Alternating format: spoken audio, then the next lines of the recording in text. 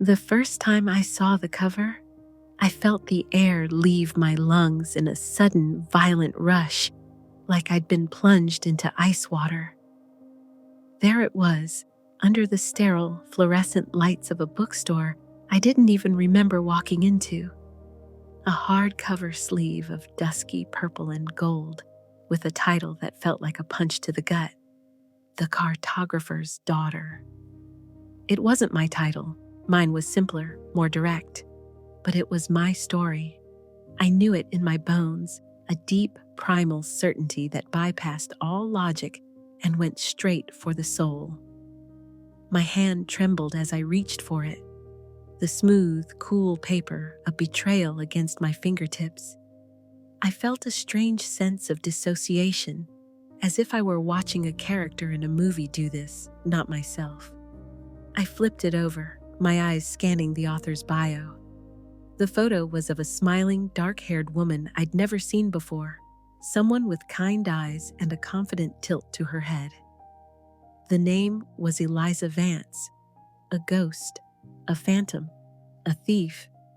But as I read the first sentence, I didn't see Eliza Vance. I saw a different face, a face I had trusted, admired, and confided in. I saw the face of my mentor, Beatrice Stone, and in that instant, the floor of the bookstore, the city, my entire world, fell away beneath me.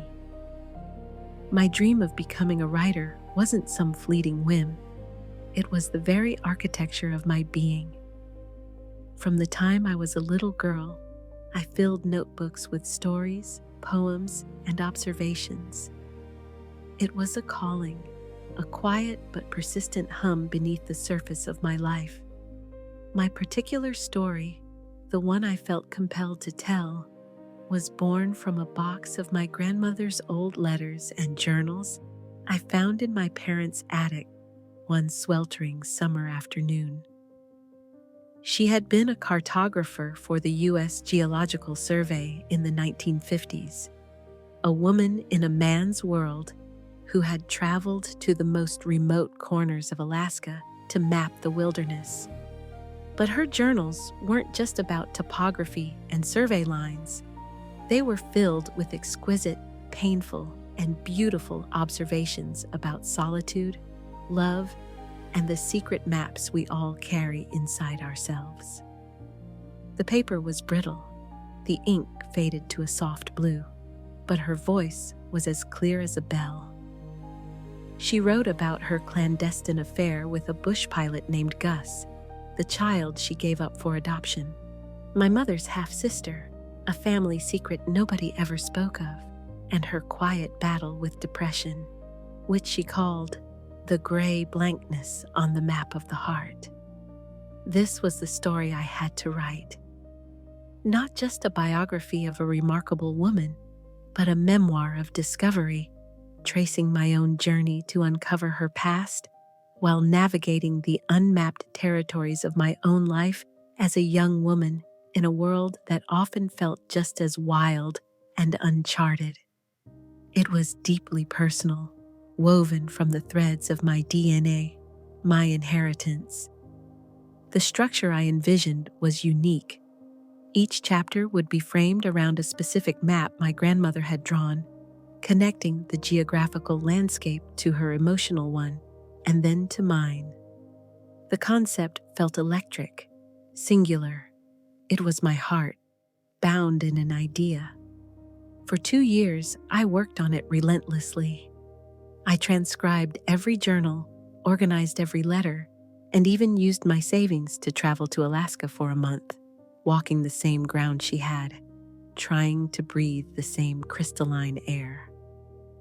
I had about 50,000 words, a messy but passionate first draft that held all the raw material, but I was stuck. The story was a sprawling landscape, and I was lost in it without a compass. I didn't know how to shape it, how to find the narrative thread that would tie it all together.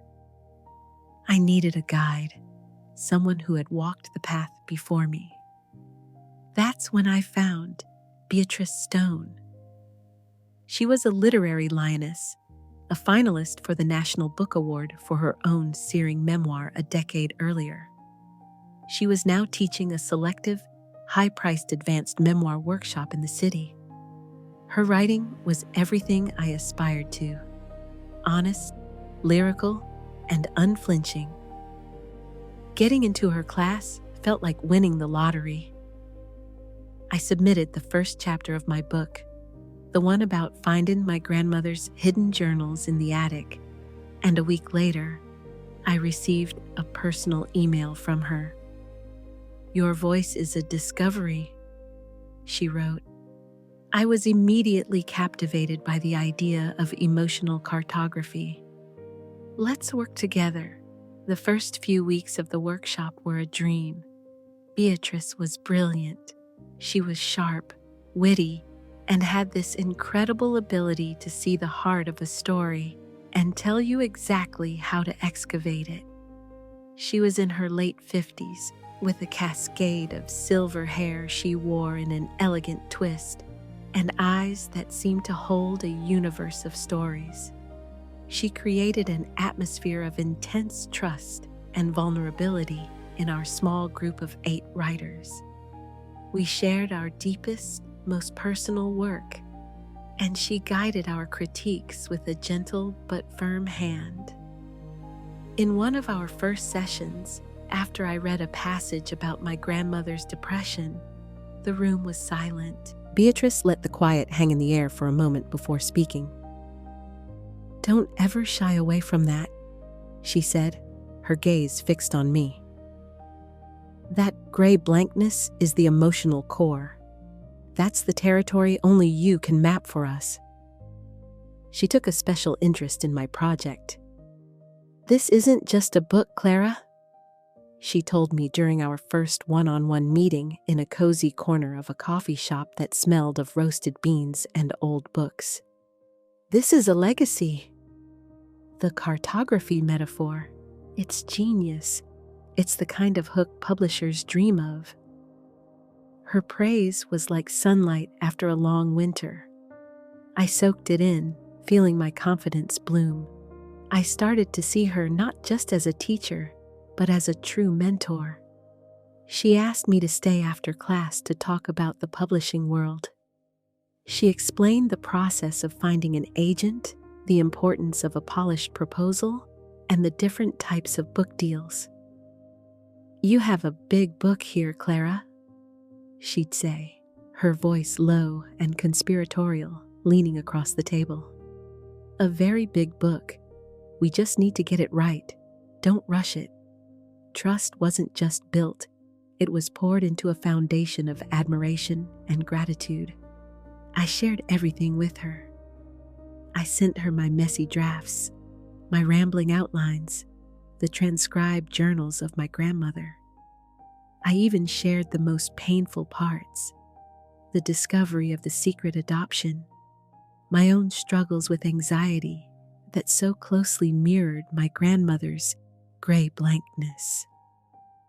I gave her the keys to the most secret rooms of my heart and my family's history.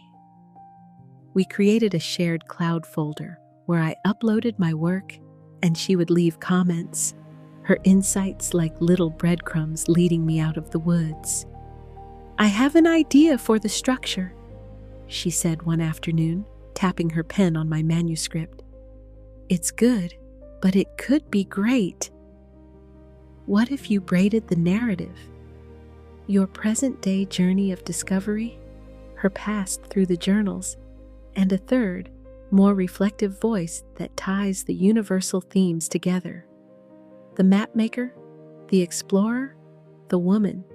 It was a brilliant suggestion. It was the breakthrough I needed, the key that unlocked the entire structure. I felt a surge of overwhelming gratitude that almost brought me to tears. "Beatrice, I don't know how to thank you." "That's it. That's the book." She smiled, a warm, maternal expression that made my chest ache with affection. "Nonsense! This is what mentors do. I see something special in you, Clara. I'm just helping you let it shine." Over the next 6 months, our mentorship deepened. The workshop ended, but she insisted we continue our weekly meetings. "We're in this together until you have a book deal," she promised, squeezing my hand across the small cafe table. We became friends. I told her about my life, my fears, my dreams. She told me about her own struggles, her battles with writer's block, the pressures of a fickle industry. She complained that her publisher was pushing her for a new book, but that her own life felt written out. "I have nothing left to say about myself," she confessed with a sigh, stirring her tea. "It's all been said." I felt for her. I felt like we were confidants, two women navigating the treacherous world of words together. I rewrote my manuscript based on her feedback, pouring all the raw, vulnerable parts of myself and my grandmother onto the page. I crafted the braided narrative she suggested. I built each chapter around a specific map, a specific memory, a specific secret. The book was taking shape, and it was better than I ever could have imagined. It was our book, in a way. I owed so much of its structure and clarity to her. I was ready. I was finally ready to send it out to agents. I told Beatrice my plan during what would be our last coffee meeting. "That's wonderful, Clara," she said, though her smile seemed a little tight that day, a little distant. "Just be careful. It's a shark tank out there. Make sure your proposal is absolutely perfect before you send it to anyone." She offered to give my final proposal one last look over, a final polish from the master. I emailed it to her that night, my heart soaring with hope and gratitude for this incredible woman who had championed my story, my dream. The subject line was, "Here it is. Thank you for everything." It was the last time I heard from her for a month. The silence began subtly. My first email, a week later, asking if she'd had a chance to look at the proposal, went unanswered. I told myself she was busy, on a deadline. A week after that, I sent a gentle follow-up. "Hope you're well," I wrote, trying to sound casual. Nothing. I tried calling, but it went straight to a generic, automated voicemail. A knot of anxiety began to tighten in my stomach. Had I said something wrong? Did she hate the final proposal so much she couldn't bring herself to tell me? My friend Maya tried to rationalize it. Maybe she's on a writer's retreat, Clara. You know, fully unplugged in some cabin in the woods. She'll get back to you." But I knew Beatrice. She was always connected, always online. This wasn't like her. The silence felt intentional, a door quietly but firmly closed in my face. The downfall came on a gray Tuesday. I was aimlessly scrolling through a publisher's weekly newsletter, a habit I'd picked up to learn more about the industry, when I saw it. A headline announcing a major preemptive deal for a debut memoir. The title was The Cartographer's Daughter. My breath hitched. The author's name was Eliza Vance. I clicked the link, my heart pounding a frantic, painful rhythm against my ribs. The description read, "A stunning debut memoir that braids the author's personal journey of self-discovery with the story of her grandmother, a pioneering female cartographer in the 1950s Alaska, whose secret journals reveal a life of hidden passion, sacrifice, and strength." The world tilted on its axis. Number. It couldn't be. It was a coincidence. A bizarre, statistically impossible coincidence. My mind scrambled for explanations. Maybe someone else had a cartographer grandmother in Alaska. Maybe it was a common story. But the phrase, "braids the author's personal journey with the story of her grandmother," it was too close. the unique structure Beatrice herself had suggested to me over a lukewarm latte. I Googled Eliza Vance. There was nothing. No social media presence, no author website, no past publications. It was a ghost, a pen name, and in that moment, the dread in my stomach turned into ice-cold certainty. A pen name is a tool for anonymity, a way to separate a writer from their work. But this felt different. This felt like a shield, a disguise for a crime. My hands shook as I navigated to the publisher's website, then to the book's pre-order page. They had an excerpt. The first chapter. I clicked, my vision blurring with unshed tears. And there it was. My grandmother's voice, twisted and paraphrased. My words, my feelings, my life, ventriloquized by a stranger. The opening scene, where a young woman finds a dusty box of journals in an attic. It was my scene. The details were changed just enough to avoid direct plagiarism. Instead of my grandmother's ornate cedar chest, it was a battered leather trunk. Instead of her elegant looping cursive, the journals were described as having cramped, urgent script. But the soul of it, the emotional core, the very heartbeat, was mine. She'd stolen the specific phrasing I'd used to describe the Alaskan landscape. A silence so loud, it has a sound. She'd stolen the anecdote about my grandmother naming a previously unmapped creek Gus's Folly after the bush pilot she loved.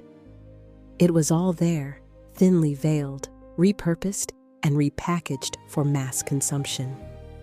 I felt a wave of nausea so profound, I had to grip the edge of my desk.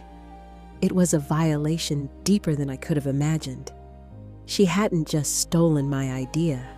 Copyright law is notoriously vague about protecting ideas. She had stolen the expression of my idea. She had stolen my grandmother's legacy. She had taken the most vulnerable parts of my life, the secrets I had entrusted to her in hushed tones across a cafe table, and monetized them.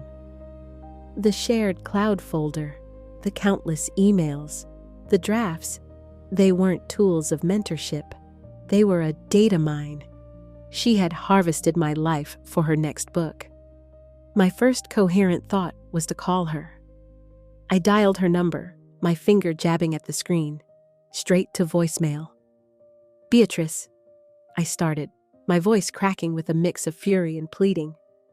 I saw the announcement for the Cartographer's daughter. I don't understand. It's my book.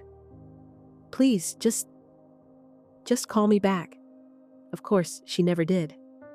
I spent the next few days in a fog of disbelief and rage. When the book came out, I bought it, the act of handing over my money for it a fresh humiliation. I read it in one sitting, a bottle of cheap wine by my side, highlighting every passage that felt like a direct echo of my work, of my life. The book became a sea of fluorescent yellow. There were hundreds of instances. My raw, complicated grandmother was now a romanticized, tragic heroine. My own nuanced struggles with anxiety were flattened into a simple, triumphant arc of overcoming adversity. She had taken my truth and sanded down the edges to make it more palatable, more commercial. And the critics were loving it. It was a buzz book, lauded for its brave, lyrical vulnerability. Every glowing review felt like a new stab wound. I tried to tell Maya, but the words felt clumsy. "She stole my book," I said over the phone, my voice flat. "What do you mean, stole it? Like, word for word?" she asked. "No, worse," I tried to explain, my frustration mounting. "She took the bones, she took the heart and the blood and the guts and just put new skin on it. It's my life, Maya." That is evil," she whispered, finally understanding. "That is pure evil." My own writing came to a screeching halt. How could I write my story now? It was already on the bestseller list, attributed to someone else. Every time I sat down at my computer, the words on the screen felt like a ghost of a ghost. The joy was gone, replaced by a bitter, helpless rage. I felt creatively paralyzed, silenced. My dream, the thing that had defined me, had been hollowed out and sold for a 6-figure advance. I stopped going out. I barely ate. The gray blankness my grandmother had written about was no longer just a phrase in a journal. It was my reality. Beatrice hadn't just stolen my book. She had stolen my voice. The weeks that followed the book's release were the darkest of my life. I became a ghost in my own apartment, trapped in a cycle of obsessive checking, Goodreads reviews, bestseller lists, Twitter mentions of Eliza Vance.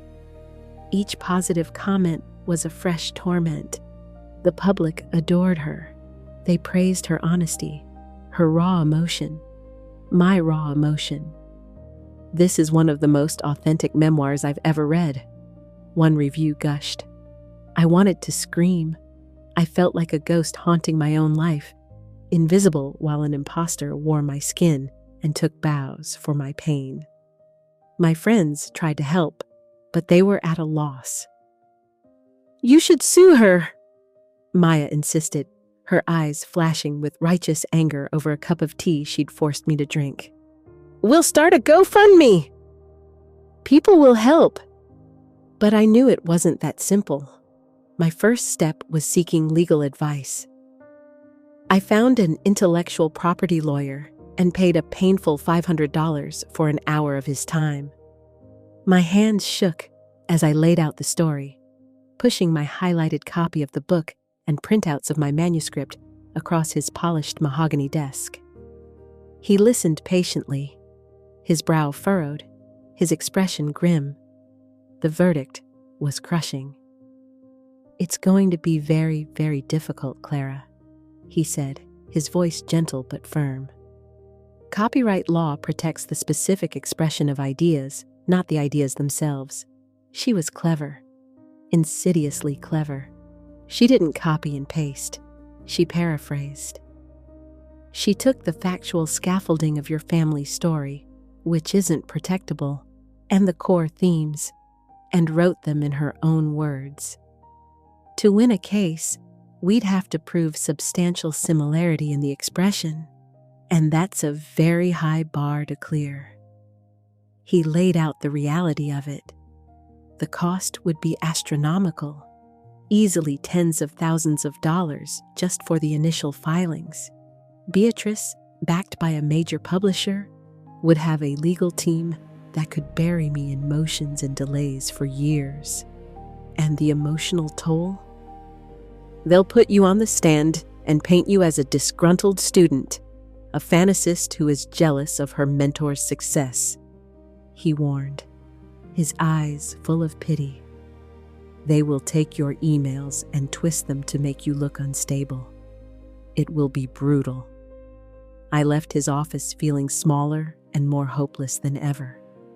The system wasn't built to protect people like me. It was built to protect people with money and power. Beatrice knew that. She had planned this perfectly every step of the way. That night, I hit rock bottom. I was drowning in despair, the injustice of it all a physical weight on my chest. I couldn't write, I couldn't sleep, I couldn't see a way forward. The dream that had fueled my entire life was now a source of constant, searing pain. I opened my manuscript file and stared at the words, my words. They felt tainted, worthless. I thought about deleting it, all 50,000 words, just to make the pain stop. Maybe I wasn't meant to be a writer. Maybe this was a sign. But then, as I was scrolling through the Goodreads page for her book one last time, I saw a review that praised Eliza Vance's unique narrative structure, calling the braided timeline a stroke of genius. and something inside me snapped. It was a flicker of anger, hot and clean, cutting through the thick fog of my depression. Her genius? That was Beatrice's suggestion, yes, but it was my life she'd braided. She was not going to get away with this. She was not going to be the final author of my story. My grandmother was a fighter who mapped unforgiving wilderness. She didn't raise a granddaughter who would surrender.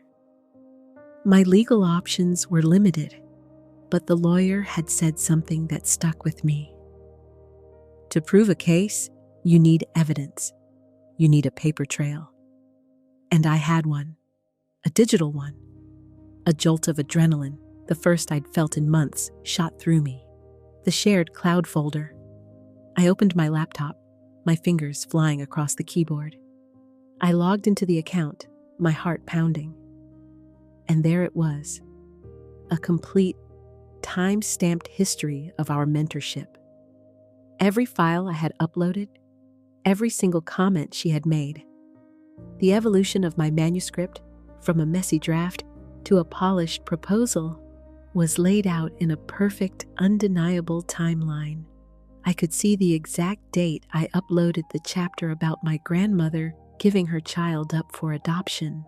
And then I saw it. A week later, a new document appeared in the same folder, a document she had created titled New Chapter Idea, EV. EV Eliza Vance. My heart hammered against my ribs. She'd been writing her version alongside mine, using my raw material as her source text in our shared workspace. It was brazen. It was all there. I could track the dates on her Eliza Vance files. They corresponded almost perfectly with the dates I had shared my most intimate and developed chapters with her. This wasn't just a case of inspiration. It was a calculated, methodical theft. I began taking screenshots. I stayed up all night, fueled by black coffee and a righteous fury I hadn't known I possessed. I documented everything: file creation dates, her specific comments on my draft next to nearly identical phrasing in hers, the email where I sent her my final proposal with its hopeful subject line. I organized it all into a single, comprehensive document I called The Evidence. It was my map of the truth, but what was I going to do with it? The lawyer had been clear. A lawsuit was a losing battle financially and emotionally. A cease and desist letter felt too small, too quiet for a betrayal of this magnitude. She would just deny it, and it would be my word against a National Book Award finalist's. Number. The crime had been public, even if no one knew it.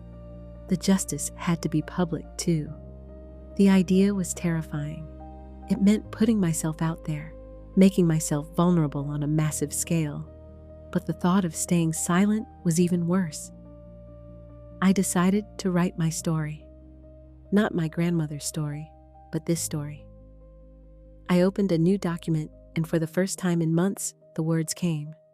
I spent a week writing a long, detailed blog post. I titled it, My Mentor Stole My Book Idea. Here are the receipts. I started at the beginning, my dream, my grandmother, meeting Beatrice, the trust I placed in her. I was careful not to use emotional or accusatory language. I was calm, factual, and methodical. I laid out the timeline of events, and then I started embedding the screenshots. I showed the email where she praised my genius cartography metaphor. I showed the time-stamped documents from our shared folder, placing my original paragraphs side by side with the corresponding passages from the cartographer's daughter. I showed the file named EV, created a day after I shared my most personal family secret. I ended the post with a simple, direct statement. I cannot afford a legal battle against a major publisher and a celebrated author. All I have is the truth, This is my story in my own words. My finger hovered over the publish button for what felt like an eternity. This was the point of no return. I would be exposing myself to public scrutiny, to potential ridicule, to a legal threat from a powerful publisher. My hands were shaking so hard I had to clasp them together. I thought of my grandmother, alone in the Alaskan wilderness, charting a course through the unknown. I took a deep breath, and I clicked. Then I shared the link on Twitter, tagging a few well-known literary journalists and authors who championed industry ethics. I closed my laptop, my whole body trembling. I had no idea what would happen next. For the first few hours, there was nothing, just the deafening silence of the internet. I paced my apartment, my stomach in knots, convinced I had made a terrible mistake. Maybe no one would care. Maybe people would think I was crazy, the delusional student the lawyer warned about. I refreshed my Twitter feed every 30 seconds, my anxiety mounting with each empty screen. Then, the first notification came. A well-respected book blogger with 50,000 followers had retweeted my post with the comment, "This is a horrifying story, and the evidence is staggering. The publishing industry needs to have a serious conversation about this." And then the dam broke. My post exploded. It was like watching a fire spread across a dry field. Within hours, it had thousands of retweets. The literary corner of the internet was in an uproar. Writers, agents, and editors were sharing it, expressing their shock and disgust. My story resonated because it touched on a deep-seated fear that many creative people share: the fear of being exploited by those in power. My inbox began to fill up with messages from other writers, strangers who sent me notes of support and solidarity. Journalists started emailing me. Major outlets, the New York Times, The Guardian, NPR, wanted to interview me. My story was no longer a quiet personal tragedy. It was a public scandal. Beatrice Stone's name, alongside the pen name Eliza Vance, was trending on Twitter. The publisher's social media pages were flooded with angry comments from readers demanding an explanation. Beatrice and her publisher remained silent for 2 days, a decision that only fueled the public's outrage. Finally, they released a joint statement. It was a masterclass in corporate non-apology. They claimed the similarities were unfortunate coincidences, and that the Cartographer's daughter was a work of deep personal truth for the author. They dismissed my claims as the misguided allegations of a former student and threatened legal action for defamation. But they had underestimated the power of the evidence. The side-by-side comparisons were too damning. The screenshots of the time-stamped files were irrefutable. The public wasn't buying it. A group of internet sleuths even dug up the copyright registration for the Cartographer's daughter, which, under author, listed Beatrice Stone's full legal name. The flimsy veil of the pen name was torn away. The turning point came when 3 other women who had been in Beatrice's workshops over the years came forward with their own stories. They each described a similar pattern. Beatrice would take an intense interest in a promising personal project, offer extensive mentorship, and then elements of their stories would later appear, slightly altered in essays she published. They hadn't had the mountain of digital evidence that I did, so they had stayed silent, afraid they wouldn't be believed. But my story gave them the courage to speak out. The narrative had collapsed. Beatrice wasn't a mentor, she was a predator. The publisher, facing a full-blown PR nightmare, went into damage control. They announced they were halting promotion for the Cartographer's daughter and launching an internal investigation. Major bookstores started pulling the book from their new releases tables. The National Book Foundation issued a statement expressing their deep concern.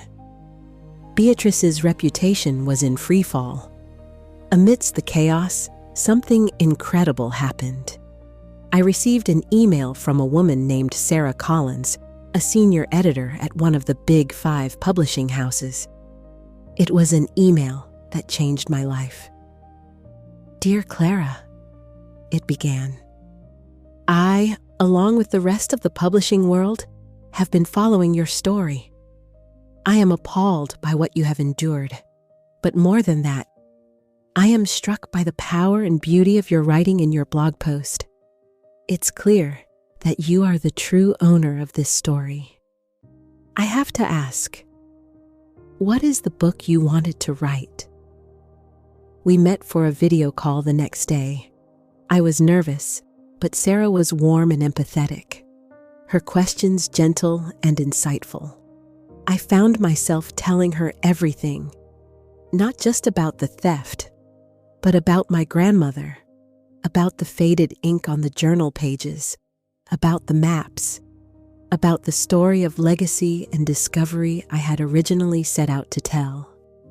"That's the book I want to publish," she said, her voice full of conviction. "But I have an idea. This act of theft, this fight for your voice, it's part of your story now. It's the unmapped territory you had to navigate. What if you wrote the book you always intended to, but you frame it with this story? Make it a memoir, not just about discovering your grandmother, but about discovering your own strength. A story about how a woman's voice can be stolen and how she can reclaim it." Tears streamed down my face, but for the first time in months, they weren't tears of grief. They were tears of relief, of being seen. She didn't just see the victim, she saw the writer. She saw the power in my narrative. It was everything Beatrice had pretended to be, but this was real. We signed a deal a month later. The advance wasn't a massive, headline-grabbing number, but it was solid, respectable, and more than enough to allow me to write full-time. The contract was for a book titled Uncharted, a memoir of maps, legacy, and reclaiming my voice. My voice. The justice I received wasn't the kind you see in movies. There was no dramatic courtroom confession. Beatrice Stone never publicly admitted guilt. She faded into obscurity, her career shattered by the scandal. Her book was eventually pulled from circulation by the publisher. But for me, the real justice wasn't about her punishment. It was about my reclamation. It was about signing that book contract with my own name. It was about taking back the narrative and getting the chance to tell my story, the whole story, on my own terms. The process of writing Uncharted was both the hardest and most healing thing I have ever done. At first, it was difficult to revisit the betrayal. Writing about Beatrice felt like excavating a wound, and I had to resist the urge to either demonize her or downplay the genuine admiration I once felt. I had to tell the truth, and the truth was complicated. But as I wrote, I began to understand what my editor, Sarah, had seen. The story of the theft was not a detour from my original path. It was an integral part of it. My grandmother had mapped physical landscapes, facing down the harshness of the Alaskan wilderness, isolation, and sexism. I had been forced to map an emotional one, navigating the treacherous terrain of betrayal, public shame, and despair. Her journey and mine were more deeply connected than I had ever realized. The book became a three-part harmony. There was my grandmother's story, told through her journals, her voice as vibrant and searching as ever. There was my journey to uncover her secrets, the trip to Alaska, the interviews with old-timers who remembered her as the quiet girl who drew the mountains. And now, there was the third, unexpected layer. The story of a young writer's trust, its shattering, and the fight to reclaim a legacy. It was a story about how we map our lives and what happens when someone tries to steal that map. I learned so much in that year of writing. I learned to be a fierce protector of my own work and my own voice. The naive, trusting girl who walked into Beatrice's workshop was gone, replaced by a woman who understood the value of her own story. I learned that the publishing world, like any industry, has its shadows, but it also has champions of light like Sarah, people who genuinely care about stories and the writers who tell them. Most importantly, I learned about the nature of strength. I used to think strength was about never falling down. Now I know it's about what you do when you find yourself at rock bottom. It's about finding that one small, clean flicker of anger and using it to light your way out of the darkness.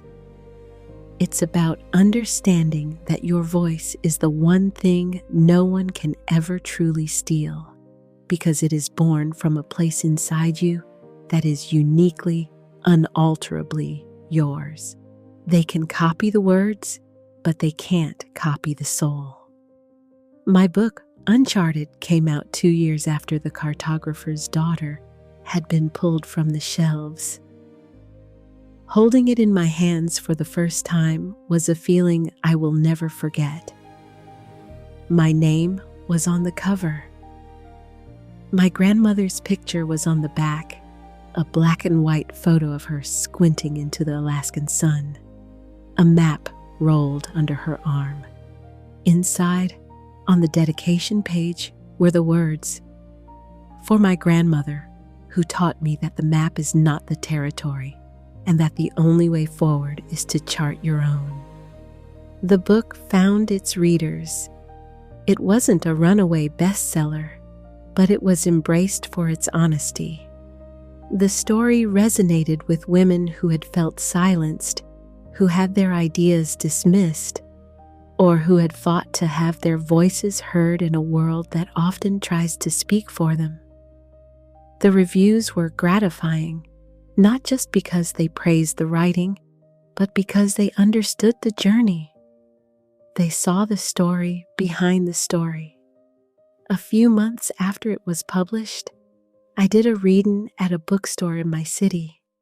It was the same chain where I had first found Beatrice's book, but a different location, a detail that felt important. The room was full. As I read a passage from my grandmother's journal, her voice filled the quiet space. After, during the Q&A, a young woman in the front row raised her hand. "What you went through was horrible," she said, her voice shaking slightly. "But your story, the real one, it gave me the courage to start writing my own." I never heard from Beatrice Stone again. Sometimes I wonder if she ever feels remorse, but I don't let myself dwell on it. Her story is over. Mine is just beginning. The gray blankness she created in my life is gone, filled in with the color and texture of my own experiences, my own words. I have reclaimed my map. I know its contours, its mountains, its rivers, its vast open spaces. And I am, finally, the one holding the pen.